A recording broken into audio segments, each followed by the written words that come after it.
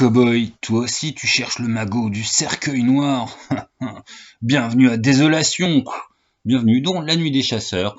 Donc un shooter Dino Combrexel, Anthony Combrexel, 52 pages, j'ai aucune idée à combien il est. Et puis voilà, c'est plutôt de ces petites prods qui sont entre 10 et 15 euros. Et en 52 pages, qu'est-ce qu'on te propose? Facile, la quatrième de couverture résume bien le truc. En 1883, un trésor de guerre inestimable disparaît dans des circonstances étranges dans la petite ville de Désolation, Texas. 5 ans plus tard, après avoir tué un groupe de marshals qui se rendaient en ville, une bande de hors-la-loi endosse l'identité des hommes de loi pour retrouver le magot. Cette bande, ce sont vos personnages. Et voilà, et c'est exactement ce qui t'est pitché, et c'est exactement ce qui t'est proposé de jouer. Tu as un setting, c'est Désolation, puis un petit peu ses alentours. T'as toute l'embrouille de où c'est qu'il est passé le trésor, qu'est-ce qui s'est passé il y a 5 ans. Et t'as les personnages qui ont une entrée dedans. On est des pseudo-marshals alors qu'on est des hors-la-loi, et on est là pour foutre la main sur le magot. Avec toutes les complications qui vont avec, faut qu'on fasse semblant d'être des marshals, donc faut qu'on fasse des trucs de marshal. Et en plus de ce gros fil rouge, donc retrouver le magot, tu as 3 fils rouges qui te sont proposés, qui sont tout aussi intéressants parce qu'ils vont demander du temps. C'est pas des trucs en 2 temps 3 mouvements. C'est voilà, t'as un autre gang qui fout la merde. Ça c'était un peu le classique. C'est l'autre fil rouge action. Parce qu'à chaque fois t'as une thématique propre. T'as toute une histoire sur les corbeaux de la ville qui ont un comportement très chelou. Et là on est à 2 doigts du fantastique, mais enfin voilà, c'est très bien amené en fait. L'œuvre ne se trahit pas. Là, il y a une explication sous-jacente du pourquoi, du comment, qui est très intéressante et qui est très bien amenée, et qui personnellement a vraiment participé à waouh, c'est vraiment bien fait. Et t'as une histoire de serial killer aussi. Donc voilà, t'as quasiment 4 intrigues qui sont dedans, sans compter que le setting en lui-même permet bien sûr des tas de choses.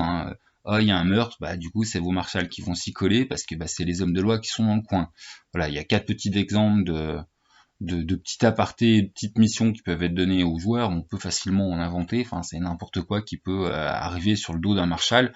En plus de toutes leurs histoires de magouille à chercher les infos pour c'est qu'il est le trésor. Parce qu'ils savent pas. Donc, il va falloir interroger des gens. C'est que le petit système Dino qu'on retrouve dans ces autres shooters. Donc voilà, en lien en fin de vidéo, je crois que c'était dans Paradis Perdu où j'en parlais.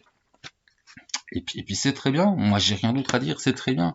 Enfin voilà, on me l'a beaucoup plébiscité. Je comprends que ça plaise beaucoup aux gens. J'avoue que j'ai préféré Rushmore en termes de créativité et d'histoire complètement délirante. D'un autre côté, voilà, ça c'est facile à vendre à ses joueurs.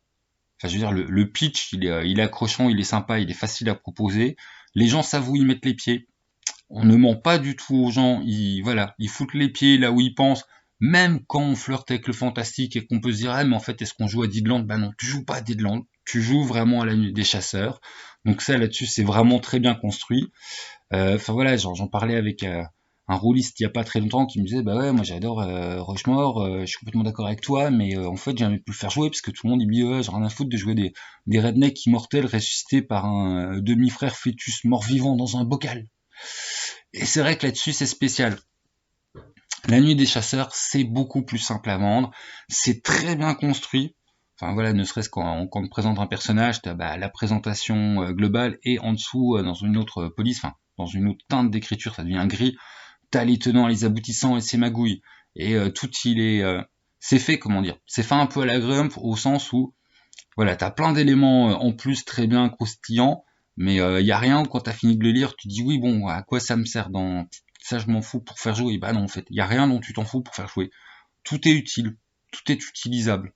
Donc voilà, c'est très bon, une grosse intrigue de fond, que dessus le MJ peut rajouter des trucs s'il veut complexifier la vie. Parce que oui, c'est ça, c'est même pas obligatoire. T'as l'histoire de base avec ton fil rouge, t'as des événements supplémentaires qui viennent se rajouter, voilà, si la table se prête à l'univers et puis au jeu, si le MJ l'envie, s'il sent que les joueurs ils sont... Et à chaque fois sur des petites thématiques différentes, et à chaque fois c'est pas si simple que ça, et c'est des bonnes embrouilles, vraiment les corbeaux c'est sympa. Et puis voilà, donc du très très bon, qui arrive à toucher, je pense pas mal de rôlistes, tout en étant dans un univers qui est, tout ce qui est western Far West, c'est pas tant exploité que ça, donc ça reste quand même assez original sur son cadre. On est dans quelque chose qui a le goût d'un vrai film de western que tu vas aller voir au cinéma. Voilà.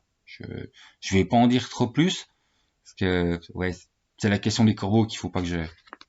C'est du très bon. Voilà, si vous l'avez testé, moi j'ai fait que le lire, vous l'avez fait jouer, si voilà, chez vous dans les coms, hein, je sais que deux trois d'entre vous l'ont pratiqué, donc vous gênez pas pour des retours. À lire, c'était vraiment plaisant et on retiendra que c'est voilà le pitch clair, efficace, un setting et une histoire qui te vend exactement ce qu'elle t'a pitché, avec en plus des quêtes majeures qui peuvent se rajouter par-dessus pour voilà, pour t'enrichir et puis t'embrouiller un petit peu pour tout ça, pour ceux qui aiment les histoires un peu plus compliquées.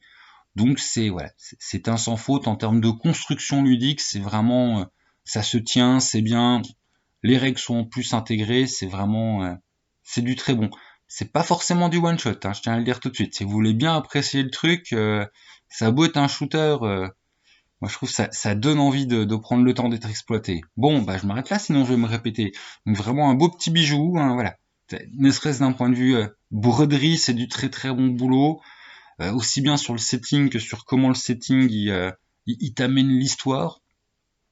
Donc très bien, parce que t'as pas 15 millions de pages sur les événements où c'est pas construit comme je commence à déraper, mais oui, c'est pas un livre de campagne, quoi. T'as pas scène 1, scène 2, scène 3, t'as le gros setting, les infos qui te sont données sur les bons chapitres, voilà. Et puis c'est du bon clé en main pour se lâcher et puis jouer soit vraiment tu veux bourriner une grosse nuit et tu fais absolument que le fil rouge et puis il y a beaucoup de choses que vous allez rater, mais c'est jouable. De toute façon, c'est toujours jouable de synthétiser un scénar. Soit au contraire, enfin, tu joues longtemps en exploitant bien le setting et ça me semble vraiment intéressant comme ça. Bon, bah sur ce, salut les gens, jouez bien, bonne lecture, bonne découverte.